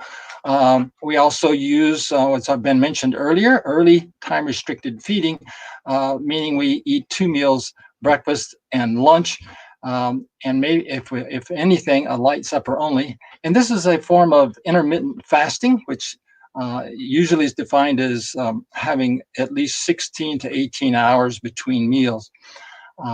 We emphasize what is often called the leaf, stem, flower parts of plants, which are high in nutrients and lower in calories. I want to second the point made earlier tonight that research shows that essential nutrients actually produce better effects, health effects, when taken as whole foods rather than as isolated supplements or nutrients. I don't want to ignore the fact that when you have a deficiency, indeed, there's a need for supplementation. But what we're saying is, in general, it's healthier to get your nutrients in whole foods than to depend on pills. Another thing that we include is regular, consistent, moderate exercise. And this has been mentioned as well tonight in the science behind this. It's important that we use multiple short activity sessions each day rather than trying to get it all in one lump, especially for those who are not have not consistently been doing exercise. You need to have multiple shorter sessions. Sleep is absolutely critical, and we have a bedtime around 9:30 as part of our intervention program. Sleep has actually been shown to also affect epigenetic switches, or I should say the lack of sleep. We recommend and use a consistent bedtime about 2 to 3 hours before midnight. Seems to work best, and as Dr. Nedley and others have told us, the melatonin and other effects that are heightened and beneficial when we have a consistent bedtime before midnight. And you know, it's especially important with our patients that I'm seeing today because it seems, at least before the COVID-19 pandemic, that there was our world is full of over busyness. We're just too busy, and it's in some ways I think that this slowdown in pace associated with COVID-19 has some beneficial effects as well. We also encourage stress management, particularly with trust in divine power, understanding that the Creator God loves us and is not a one to fear, but one to trust and to depend upon. And we see remarkable drops in high sensitivity CRP. This is a marker of cardiovascular inflammation, and in just 10 days, actually the blood draws are only 7 days apart, and typically we see a drop of 25 to 80% in this inflammatory marker. We also see many other major risk factors improve in just 10 days, including things like fasting serum glucose, blood pressure, cholesterol, etc. So I just wanted to share what we use in an intensive intervention that is improving the prognosis of chronic disease. And it's so interesting to me that in the COVID-19 pandemic, that the lifestyle changes are an important part of preventing your infection, and if you do get infected, of having better resistance to fight it off. So thank you for the chance to share with you tonight. Thank you so much, Dr. Kelly. Thank you for sharing with us your experience there at Oak Haven and your multiple years of experience practicing lifestyle medicine. We are very excited to hear one more speaker, no stranger to us, Dr. Roger Schwelt. He's going to be presenting to us on further practical applications of exercise and proper nutrition. Dr. Roger Schwelt is a pulmonologist and intensivist. Just today, he was in the ICU taking care of COVID-19 patients, and we are looking forward to your presentation, Dr. Schwelt. Yeah, and Layla, you know, the patients that I was taking care of fit exactly what we've been hearing about in the media. These are patients with cardiovascular diseases. These are patients who are obese, who have a history of diabetes, hypertension, atrial fibrillation, and it's been a real issue. And I want to take you really where the heart of the fight is. If you want to imagine, I'm one of these soldiers in the trenches, seeing the enemy face to face, and that enemy is coronavirus. And to really accent what we've talked about so far, I want to go way back for those of you who went to medical school or nursing school, to go way back to biochemistry and highlight exactly what it is, what we've talked about. So we have oxygen, and when you add an electron to oxygen, you get this species called superoxide. And this is what neutrophils secrete. And if you remember back on our first session, we talked about what we noticed in COVID-19 was an increase in neutrophils, but a decrease in lymphocytes. These neutrophils kill by this superoxide. The superoxide is toxic. It's meant to kill. But like most things, we want to contain that. And in this situation, it's not being contained. And so what I want you to imagine now is a situation where somebody is going into a COVID-19 disease. And what's going to happen is there going to be some sort of a balance that the virus is going to evaluate in this patient's body. Is this patient's body more on the oxidative stress side or less? Because what this infection is going to do is definitely tilt the body. It's like a stress test. It's seeing how much more oxidative stress can this body take. And if it reaches a threshold, then the body is going to not recover. And I want to make sure that people understand what it is that's going on when we talk about superoxide dismutase. This oxygen radical, this superoxide, is neutralized in the body by this superoxide dismutase. It's the red enzyme that converts it back into oxygen and into hydrogen peroxide. And this is really important to understand, because if you don't do this, you have hydroxy radicals, superoxide radicals that can accumulate and cause a lot of damage and a lot of inflammation. Now, we already know, we've discussed that COVID-19 causes this to accumulate because of the neutrophils and the ARDS. But what you may not be aware of is not only are there ACE receptors in the bronchial tissue, but there are also ACE receptors in the endothelium. This is not just a receptor, this is an enzyme. And so if somebody theoretically gets so bad that their virus starts to spill into the blood and you get a viremia, what can happen at that point is the virus will attach to the ACE receptors on the endothelial wall, and all sorts of things can happen at that point. ACE2, which is an enzyme, is also the receptor for the virus. ACE2 is responsible for breaking down angiotensin 2, which is a potent vasoconstrictor. And when it doesn't do that, when it doesn't break that down, you get overconstriction, you get leakage of fluid. And another thing that's very important is that ACE2 converts angiotensin 2 into angiotensin 1,7. Angiotensin 1,7 is another signaling mechanism to improve on superoxide dismutase. And so you can see that this is, not only do we have a problem with COVID-19 in it itself, but we also get a knockout of that ACE2 vascular endothelium. And that puts a real load on the antioxidant system of the body, which you can see here. There's another place though where you can get this where you can get extra oxide. And for this, we got to go back to Krebs cycle and the electron transport chain in the mitochondria. So if you remember this, you remember that electrons are being pushed into the membrane and the intermembrane space. And if there is a high carbohydrate diet or a high fat diet, you're going to get a lot of acetyl-CoA entering into the Krebs cycle and a lot of electrons being pushed. And if there's no way to accept those electrons are going to be pushed onto oxygen. That's another source of these oxygen radicals potentially. And so there's a beautiful review article that was published just in 2018 before all of this broke out with COVID-19, published by Hindawi in the Oxidative Medicine and Cellular Longevity Journal. And it's a beautiful review. It's very, very long. It's about 24, 25 pages, and it references over 330 different studies.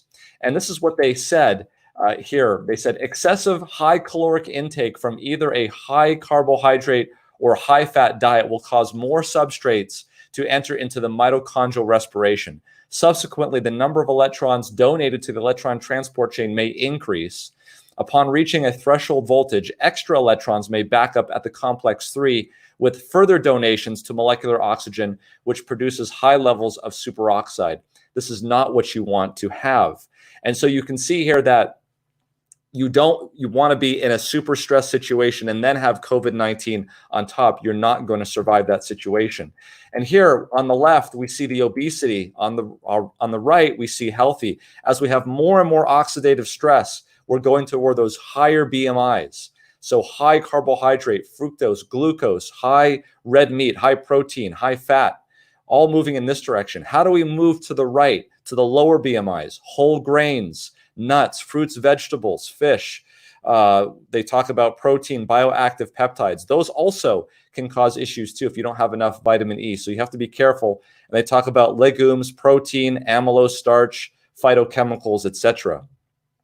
It was very interesting. This is not religious. This is a secular organization, and they came up with this conclusion after reviewing all of the data that was given to it. Again, 337 references, 25 pages in terms of cardiovascular disease. They say the available research strongly supports that a diet high in carbohydrates and animal proteins and excessive fat consumption produces ROS. What's ROS? Reactive oxygen species, and subsequently leads to oxidative stress.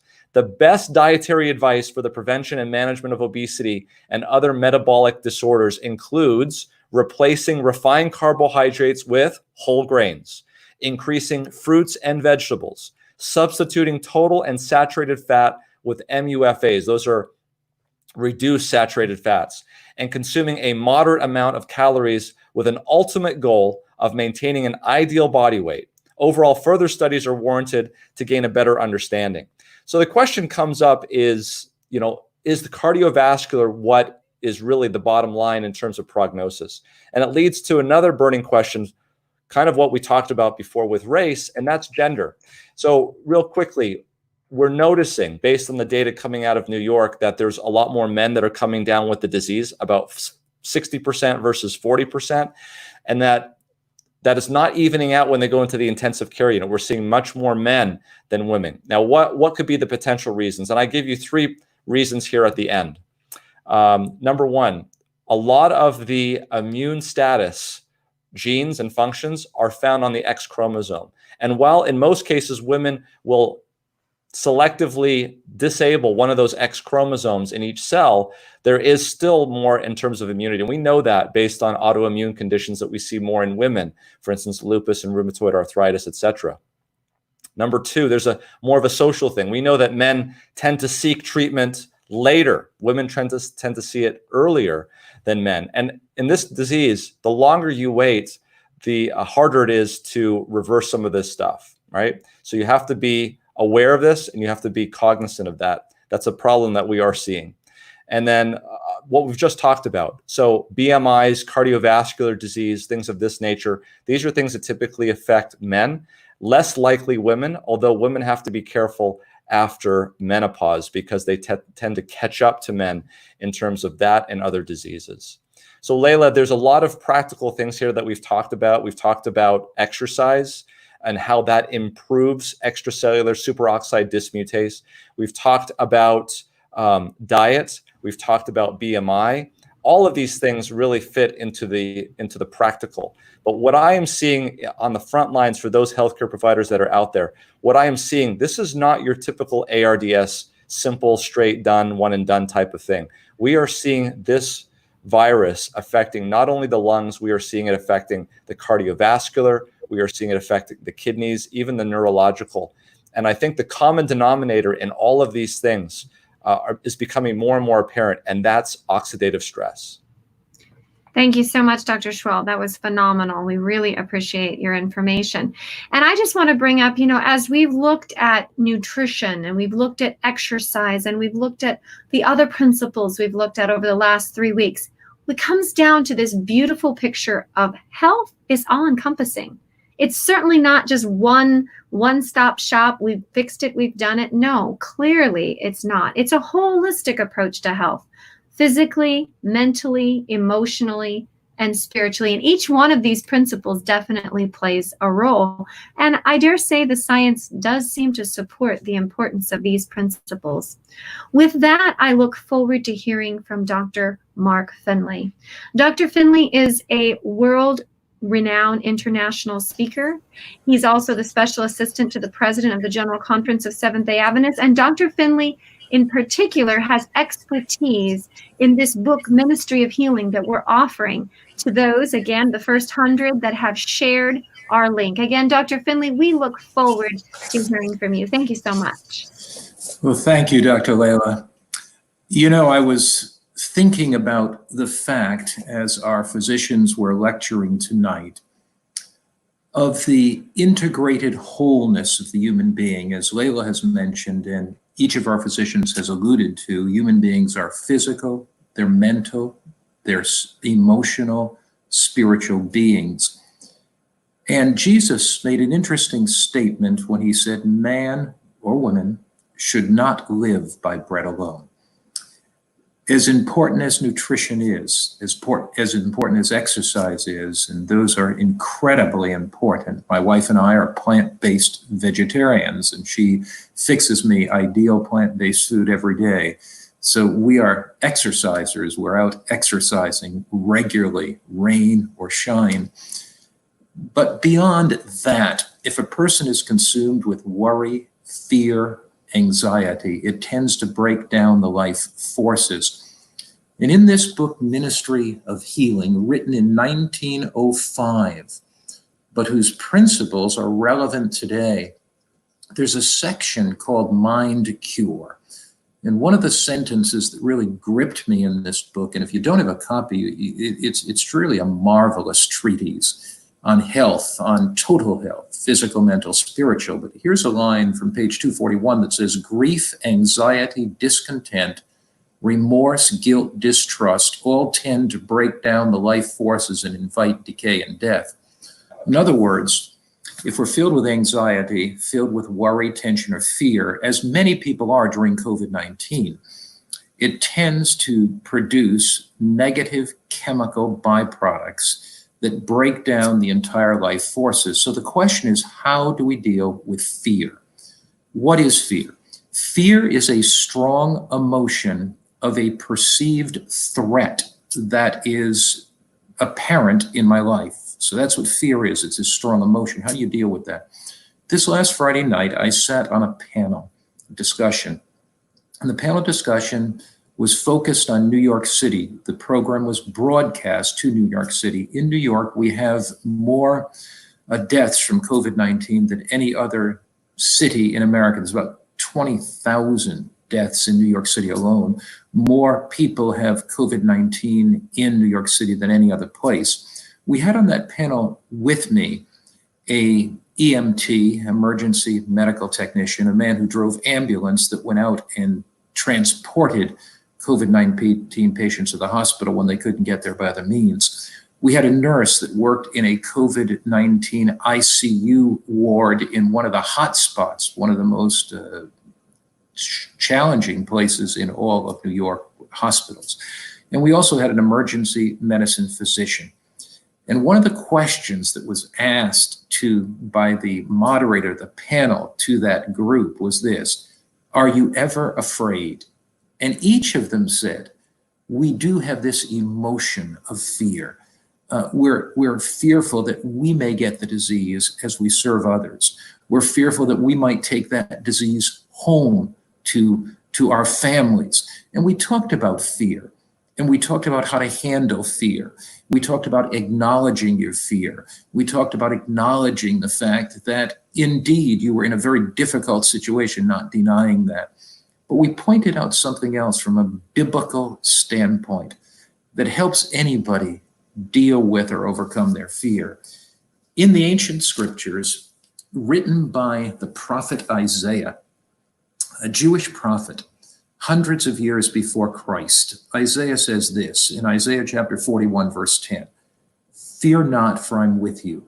Be not dismayed, for I am your God. I will strengthen you. Yes, I'll help you. I'll uphold you with my righteous right hand." There is a sense of God's presence that enables us to overcome those crippling fears. Fear is an emotion. We're going to have that emotion of fear when we perceive trauma. But there is that sense that fear can be paralyzing, fear can be crippling, fear can be immobilizing, and it does not need to cripple or paralyze or immobilize us, because the scripture says, "Be not confused or dismayed. I am your God. Don't fear, because I'm with you."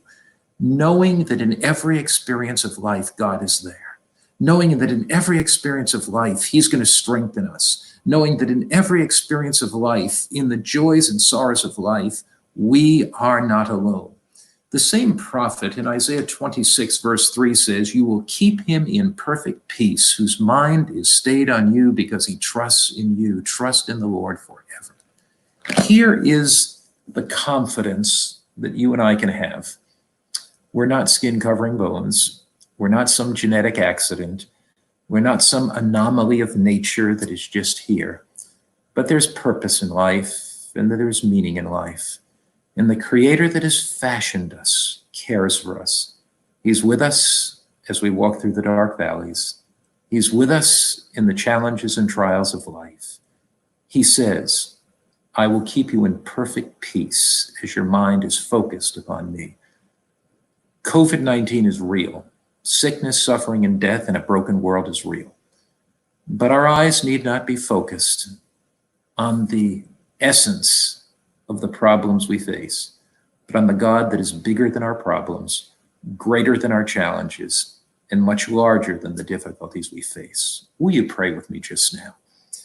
Father in heaven, I want to thank you for every healthcare worker that's on the front lines, selflessly serving, ministering in love and kindness. I want to thank you for the promise that you will be with us, that although we may have fear, that you'll enable us to overcome our fears, because perfect love casts out fear. And we're thankful that we need not be crippled by that fear, paralyzed by that fear. We're thankful that we can know that you'll strengthen us, that we are created by you, and we are your children. In Christ's name, amen. Thank you, Layla. Thank you so much, Dr. Finley. That was beautiful. Again, encompassing the whole person is what each and every one of us want to do, especially as we're facing this time of difficulty with COVID-19. Well, I have been very, very excited about our presentation this evening. And now we're going to go to our question and answer session. But before we do that, we do want to thank each and every one of you for sharing the post. Again, if you haven't shared it yet, please go ahead and do so. And again, we will get you that book, The First 100 People, Ministry of Healing. Amazing book. Let's go to our panel now for questions and answers. Dr. Nedley, wonderful. We're looking for Dr. Schwelt, perfect. And Dr. Zeno. Wonderful. Thank you, gentlemen. Okay, our very first question. Vegan or vegetarian diet, fish and seafood? Dr. Nedley, how would you answer this question? Well, that's a good question. And of course, we mentioned the inflammation of arachidonic acid. In fact, we didn't go into those early French reports that were showing, at least anecdotal reports, that the NSAIDs, which are trying to decrease inflammation, might have actually been increasing the COVID-19 symptoms. And those NSAIDs are trying to block the arachidonic acid pathway, which is the more pro-inflammatory fat. The omega-3 fatty acids are more anti-inflammatory. In fact, there is a trial that has started in COVID-19 utilizing omega-3 fats as a way of trying to intervene in this inflammatory process. And of course, we don't know how that's going to come out. But arachidonic acid is present in meat, it's present in fish, it's present in eggs. It is not present in dairy, it's not present in any plant foods. So based on what we know about arachidonic acid, the foods that have it would be the ones that would be best avoided. Dairy can have some good things. It does have calcium. It can be supplemented with vitamin D. But it also has saturated fat, unless it's skim milk, and saturated fat has been shown to be suppressant as far as optimal immune system function is concerned. And so, and the issue with the fish form of omega-3 is the toxins that come with the fish. 100 years ago, I think fish was a very great way of getting your omega-3. But now you can't find fish anywhere that don't have mercury. And mercury and other toxins are present there. And so we're trying to get the benefits of these nutrients with the least risk possible. And so even going to the plants of the waters, which is where the fish get their omega-3 from, they don't make it themselves either. It's essential for them as well. It can be a much lower risk than getting it from even, quotes, fish oil that's had the mercury removed, which is actually impossible to do. We can remove a fair amount of it, but it cannot be removed completely, even with the best patented process. And so in general, plant-based is I think safer and a healthier way to go. Thank you, Dr. Nedley. Here's another question from Sheila Davis. Is anyone collecting data to determine to what extent plant-based eaters are affected by COVID-19? Dr. Zeno.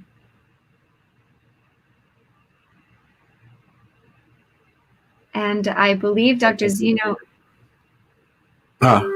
Yes, I don't believe that anyone is collecting the data actively. I'm sorry about that.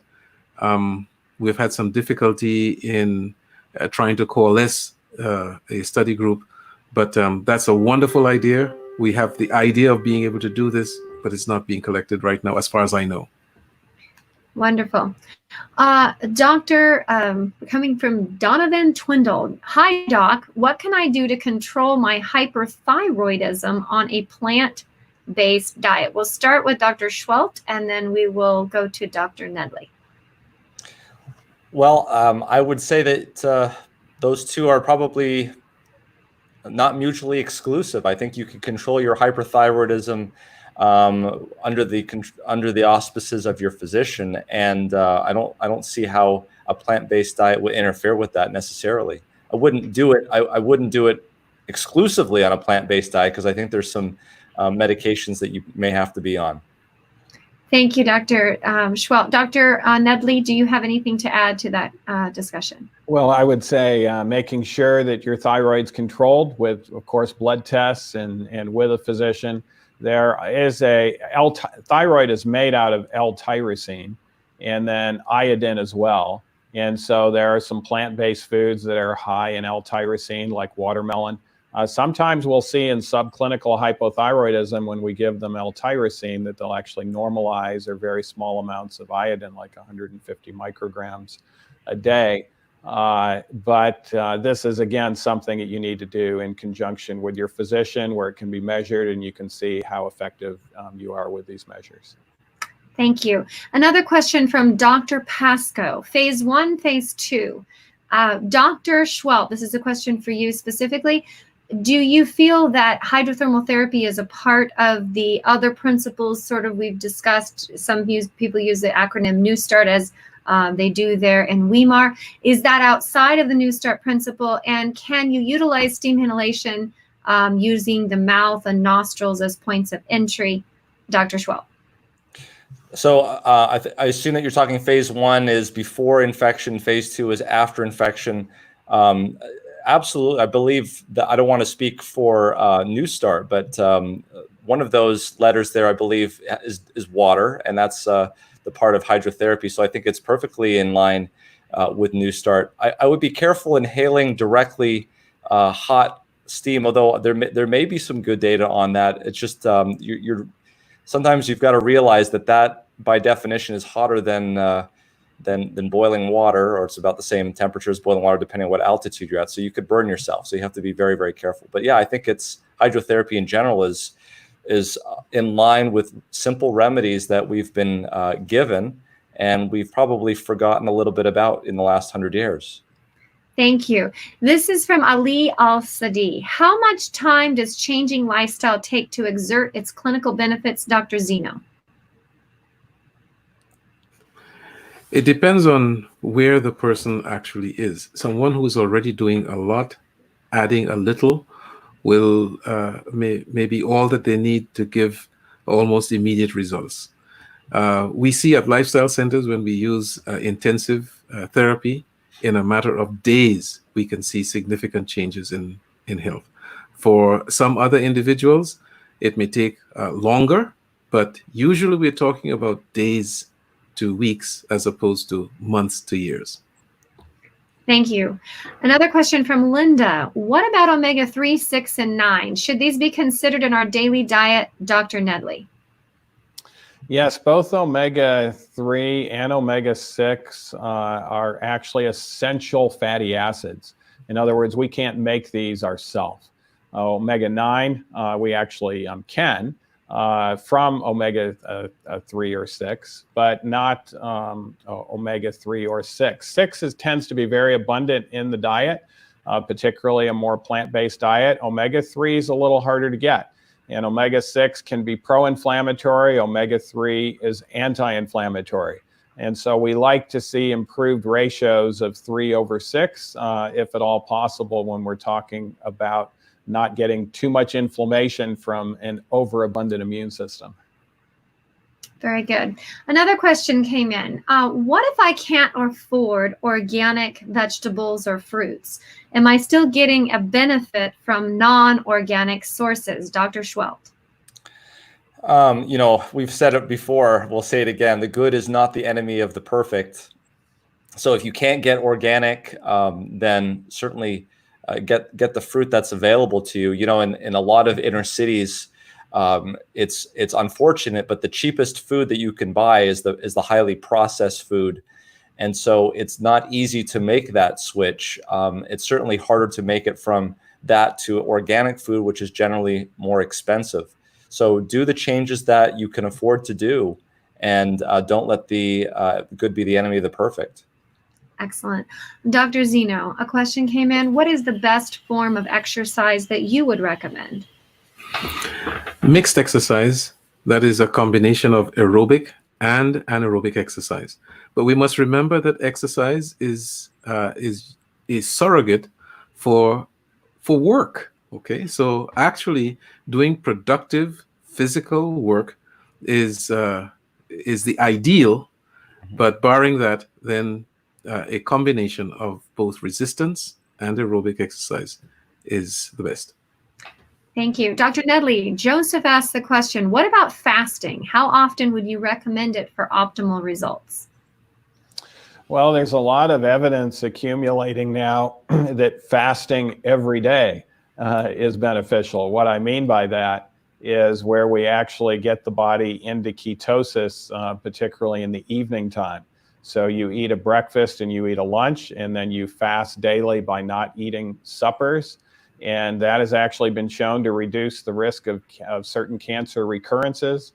It's been shown to help the immune system in fighting several ways. And now there's a lot of evidence surfacing in regards to fasting, even with chemotherapy treatments for cancer, where you might fast pre-chemo treatment and during the chemo treatment, and maybe even a little bit afterwards, as a way of augmenting the immune response from that. There are trials going on right now in regards to that, and the evidence is that even fasting for 24 hours once a week, particularly if you're overweight, is a good way of weight reduction, and it's a good way of boosting the immune system. And it's really a new field as far as really getting very solid research. But certainly there seems to be minimal, if no risk at all, to fasting daily the way I described originally. Excellent. Now, what if I can't get healthy stuff? I have a hard time getting healthy foods. I don't have any stores nearby. I can't grow anything. How can you help me? I need answers to these questions, please. So I'm going to ask Dr. Zeno and Dr. Schwelt to answer that question. Well, first, you must be able to get something. And the basic idea is to do the best that you can.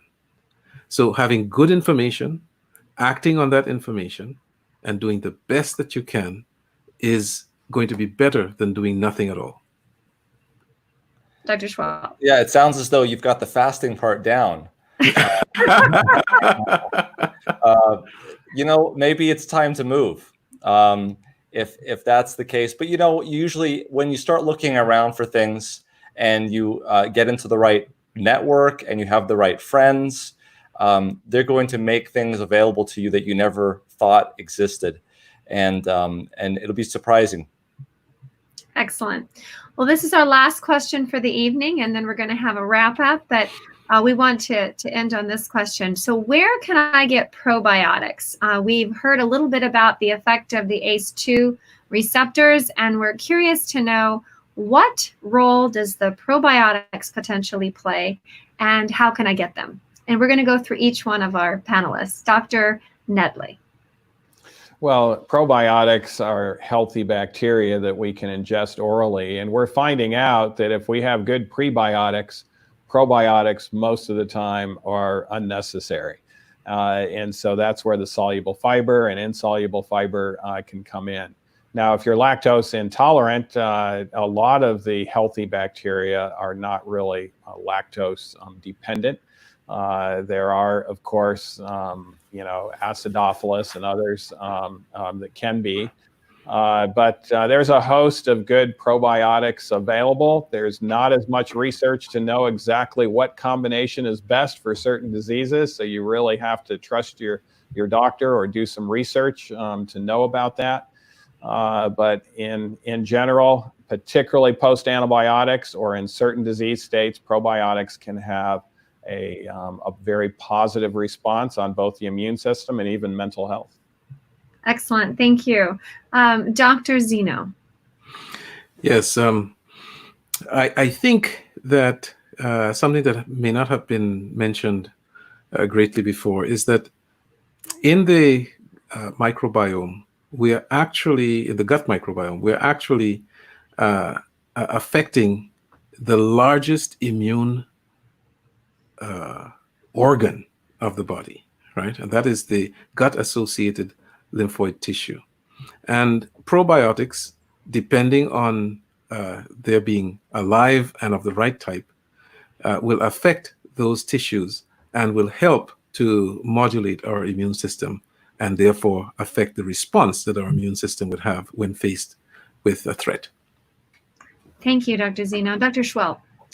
You know, I don't know if I could add more than what they said, but I would say this in terms of understanding the importance of this, that it's often overlooked.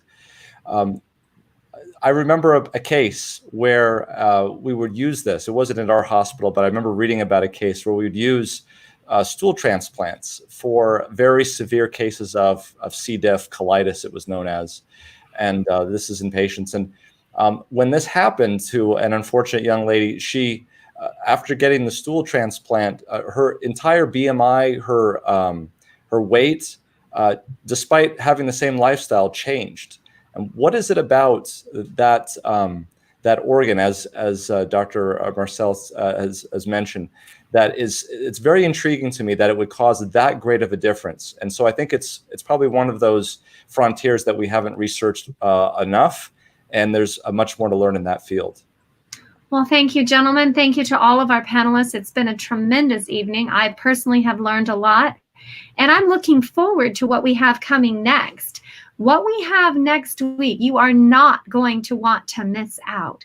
And the topic you are going to be excited about is proper sleep and self-restraint, and what role they have as we open up the global reopening of the world and here in the United States. We want to say a very special thank you to those of you who've been viewing us all over the world. We've had viewers from Borneo, from Pakistan, Brazil, Trinidad, Tobago, Egypt, Australia, Argentina, France, Bahamas, and of course here in the United States, over 20 plus states have participated. So we want to say a special thank you to each and every one of you for viewing. We also want to thank you for sharing the site so that not only yourself but others have access to the information that we've presented, and also again participating as far as the book Ministry of Healing. Again, for those of you who have participated, you have up to 12 hours of free Category 1 CME credit through the University of Arizona. All you need to do, again, is go to the website awr.org/health and register. Again, if you missed the other presentations, you're welcome to go to the archived videos, and you can still be eligible for the CME credits. For those of you who are still interested, you can join our Facebook group, and we are continuing to offer ideas collectively together as we research some of these other principles. Again, we want to thank each and every one of you for joining us, and we look forward to seeing you again next week, next Sunday, 5 p.m. Pacific, 8 p.m. Eastern. Again, God bless, and stay healthy, stay well, and stay whole.